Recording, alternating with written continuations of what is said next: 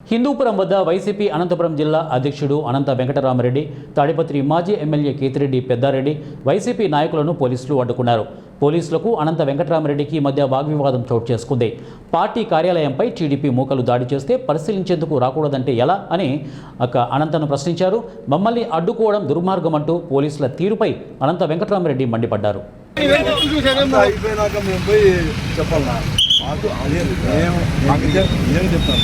మేము దాని గురించి ఆలోచన చేయలే.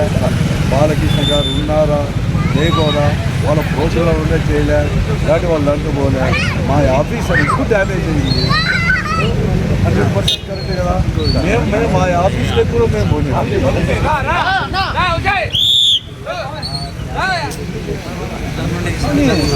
నేను చెప్తాను. నేను చెప్తాను 52 మంది పైన కేసు, 7 మంది పైన కేసు.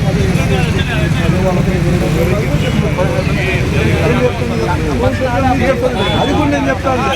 నేను ఒకటి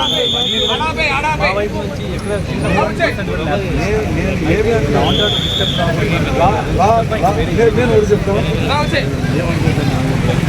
లా అండ్ ఆర్డర్ డిస్టర్బ్లోకి పోతే నేనేమన్నాను వదిలే మేము అడుగుతాను. నేను అదర్ దాని కంటే కదా మేము ఆఫీస్లో తీసుకొని ఆడేమన్నా ఊరికే కండక్ట్ చేస్తాను.